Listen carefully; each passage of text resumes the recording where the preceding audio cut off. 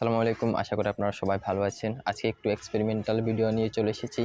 আজকে আমার কাছে রয়েছে একটি ড্রোন। এটি একটি টয় ড্রোনের পার্টস দিয়ে কাস্টম ফ্রেম দিয়ে কিছুটা ড্রোনের আকার দেওয়ার চেষ্টা করেছি।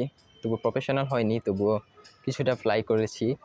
আর এই ড্রোনটি সম্ভবত Z908 ম্যাক্স একটি টয় ড্রোনের। মানে আমি এই কন্ট্রোলার এবং ব্যাটারি সবগুলা কম্পোনেন্ট আমি একজনের কাছ থেকে ইউজড নিয়েছিলাম। ওনার সম্ভবত ফ্রেমটা ভেঙে গেছে। যাই হোক, ক্যামেরাটাও আছে। তো আমি এরকম ড্রোন বানিয়েছি। এটি সিম্পল একটা ডিজাইন দিয়েছি আর কি। আজকে মূলত বিষয় হচ্ছে আমার কাছে যে পিপি ড্রোনটা আছে, এটাও মোটামুটি বাজেটের একটি ড্রোন আর কি।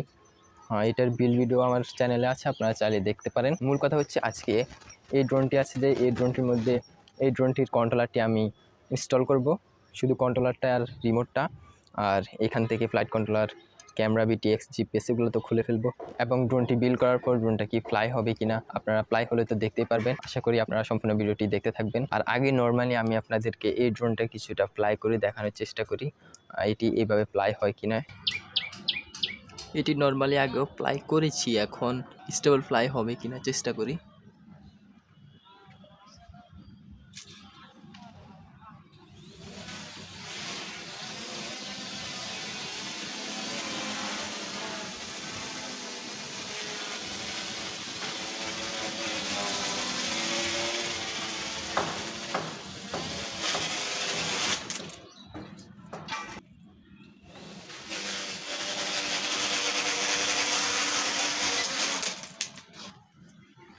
একদিকে মনে হচ্ছে যে ব্যালেন্স করতে পারতেছে না, মানে একদিকে কাত হয়ে যাচ্ছে আমার থেকে মনে হচ্ছে।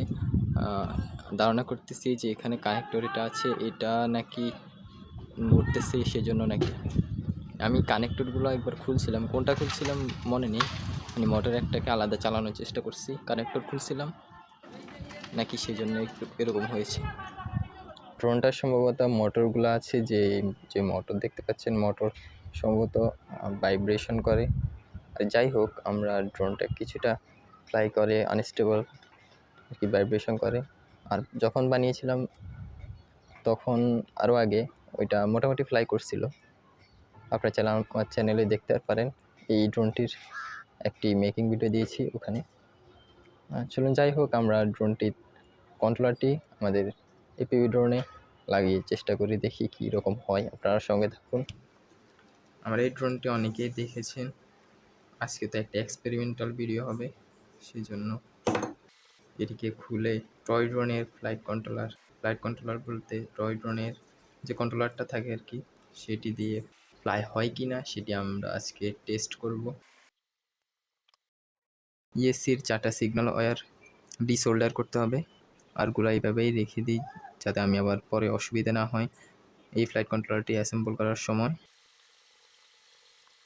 সোল্ডার খোলা শেষ এই 4টি ইএসসির। এখন ফ্লাইট কন্ট্রোলারটি বের করে নেব। এখানে এই তারটিও খুলে নিতে হবে, একটু ঝামেলা করে। সবগুলো খোলা শেষে এই যে দেখেন 4টি সিগন্যাল ওয়্যার, 4টি ইএসসির, আর এটি হচ্ছে পিডিবি বোর্ড। আমরা এখন এই ফ্লাইট কন্ট্রোলারটা খুলে, এই টয় ড্রোনের কন্ট্রোলারটা খুলে ওইটার মধ্যে লাগানোর চেষ্টা করব। এই যে আমি বোর্ডটি খুলে ফেলেছি, এটি এখানে বসবে কিনা আগে দেখতে হবে। হ্যাঁ, আশা করি হবে। আমি চিন্তা করেছি এখানে একটা পিভিসি বোর্ডের টুকরো দিয়ে দেব, এই যে এই স্ক্রু বরাবর। এরপর এটার উপর গ্লু সাহায্যে লাগিয়ে দেব। এই যে এটি ছিদ্র করে নিয়েছি। এখন আমরা যে এখানে আমি স্ক্রুগুলো টাইট করে দিয়েছি, এখন এটার উপরে আমি ফ্লাইট কন্ট্রোলার বলতে এই কন্ট্রোলারটা বসিয়ে দিব। এই যে দেখতে পাচ্ছেন আমরা কন্ট্রোলারটি বসিয়ে দিয়েছি এবং এখানে একটা 7805 একটি আইসি বসিয়েছি, ট্রানজিস্টর মসফেট আর কি।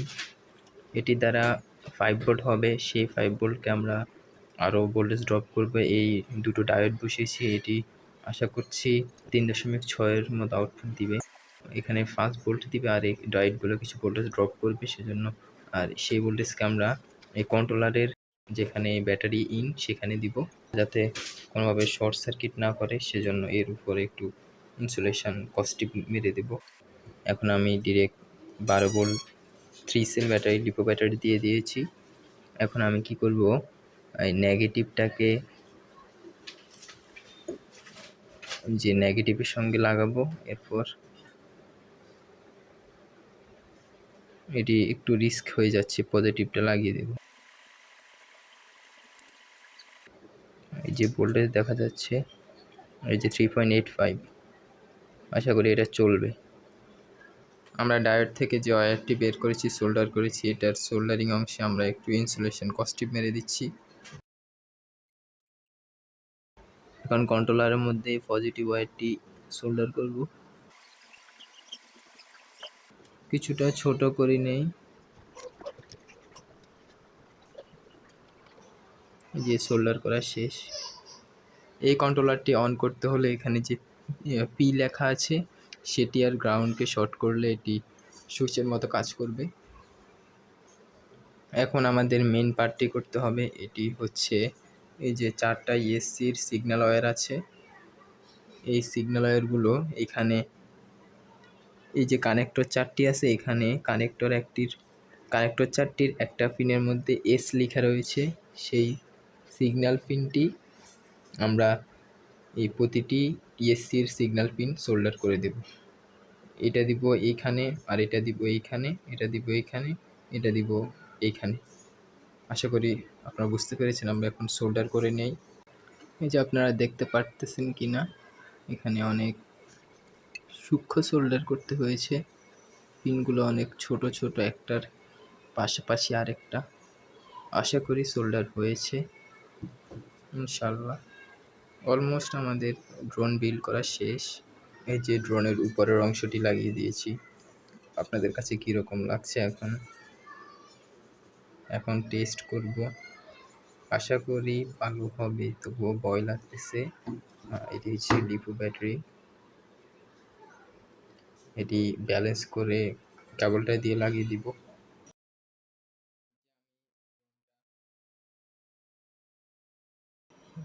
ফ্লাই করার জন্য রেডি করেছি। এখানে আমার থেকে মনে হচ্ছে হবে না এই ফ্লাইট কন্ট্রোলার দিয়ে। আমি একটু থ্রটল দিয়ে দেখাচ্ছি আপনাদেরকে। যে দেখতে আমি একটু থ্রটল বাড়িয়ে দেখাই।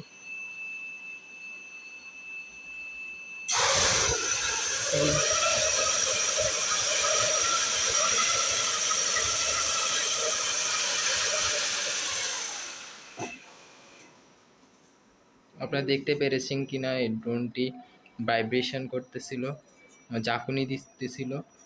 আমার মনে হচ্ছে এখানে কন্ট্রোলার দ্বারা হবে না, সেজন্য আর পুরোপুরি প্লাই করি নাই।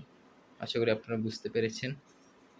এখন আমার থেকে মনে হচ্ছে যে এখানে ইএসসিগুলো আছে, যে ইএসসি নাকি ওয়্যার একটু গরম অনুভব হচ্ছে। ইএসসি নাকি ওয়্যার গরম হচ্ছে সেটা বুঝতে পারতেছি না। আর মোটরগুলোও কিছুটা গরম হয়েছে। আশা করি আপনারা এক্সপেরিমেন্টাল ভিডিওটি বুঝতে পেরেছেন। Thanks for watching. আল্লাহ হাফেজ।